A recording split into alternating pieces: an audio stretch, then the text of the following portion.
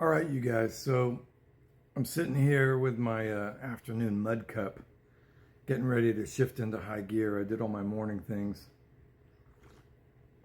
and I've noticed that going through my feed, there's a bunch of posts about the VA, the Veterans Administration, and I really haven't seen this many VA posts since probably the end of spring, right? May into June. And sometimes it's funny how TikTok will show you things and then they won't show you things. And yesterday, of all things, I had to go spend time at the VA, and I spent probably the whole day over there. And I'm just going to tell you flat out, I got nowhere. I got zero distance other than understanding a few things that I forgot. As someone who has worked for the Veterans Administration in the past, I have interfaced with the Veterans Administration a lot, helping other veterans, talking to my VSO in my area, helping people talk to their VSO, and basically just trying to be a good advocate for mental health and, helping people with their claims.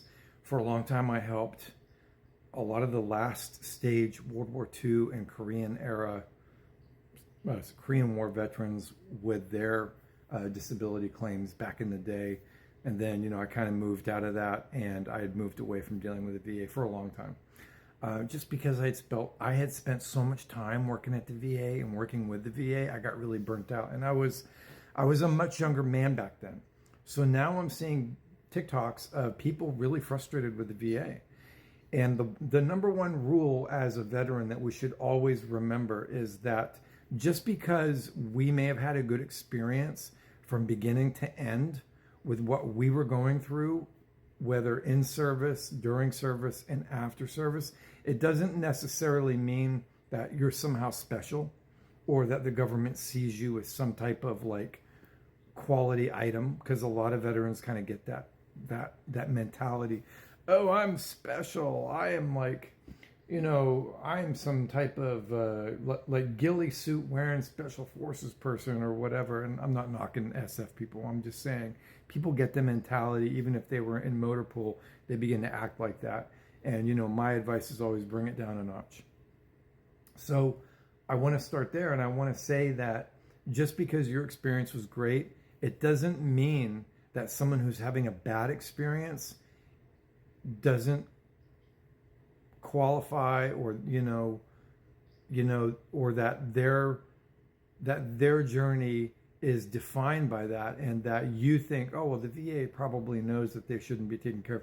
No, that's not it at all. That's not it at all. People who have really negative experiences with the VA are just as entitled to people who have positive experiences. Does that make sense? Let me say it again. People who have negative experiences with the VA, with the Veterans Administration, have just as much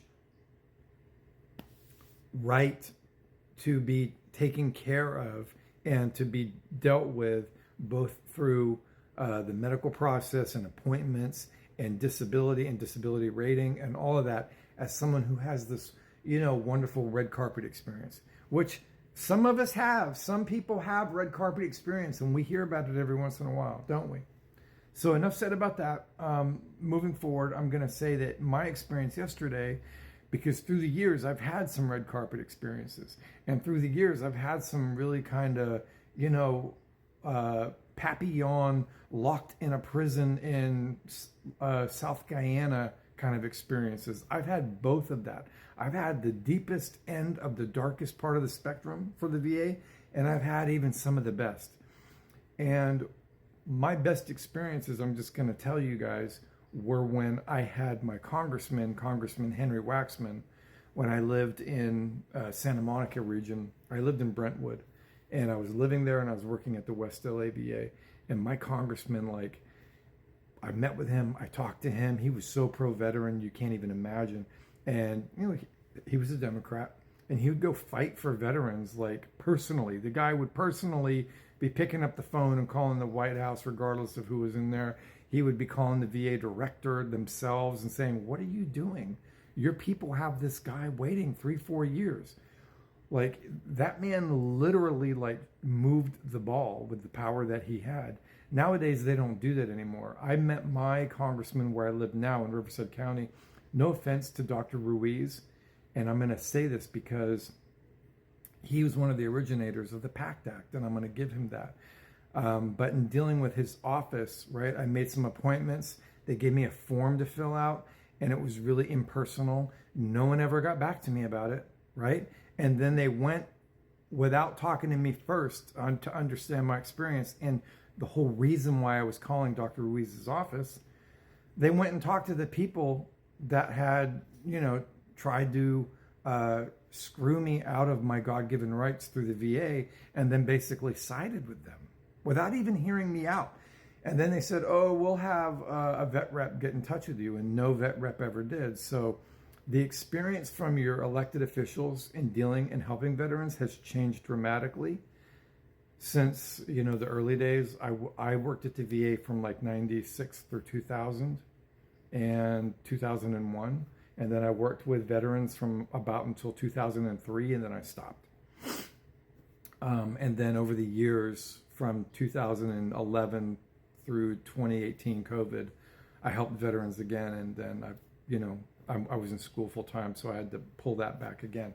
But I still deal with veterans today at this very moment, and work with veterans and at this very moment, and have several people that are very close to me that are still being helped in a positive way.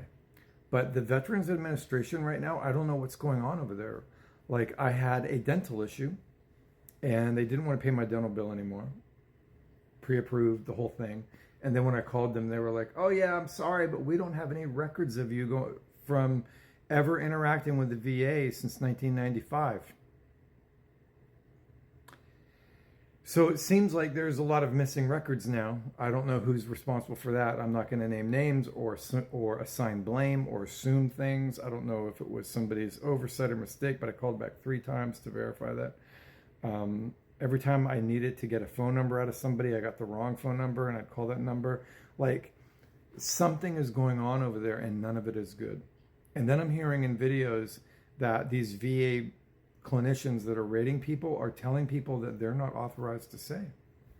And they're not even within the modality and scope of their practice with the things that I'm hearing the veterans are saying. Now, we can only assume that what the veterans are saying is honest and true from their perspective.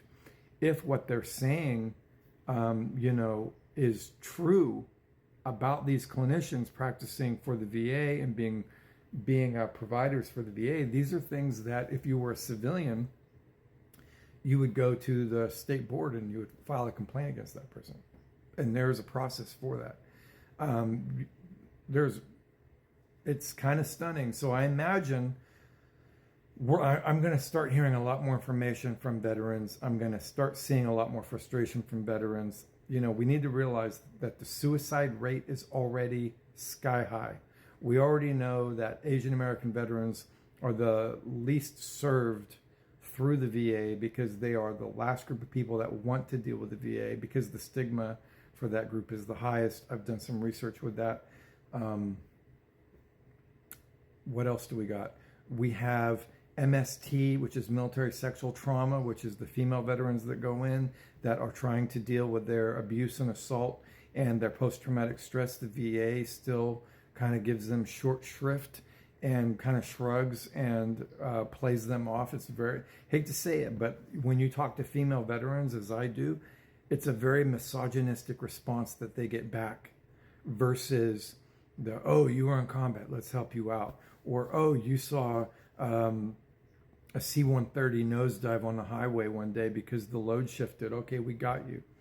And it's like, as someone who understands post-traumatic stress disorder and CPTSD, and someone who understands, personality disorders and understands all the levels of depression and, best practices for these things and grief and complicated grief, I understand it. And I'm telling you that I am troubled by what I'm seeing, and I'm troubled by the response, knowing the statistics. There's 10 minutes for you. All the best to you guys. There's going to be more about this.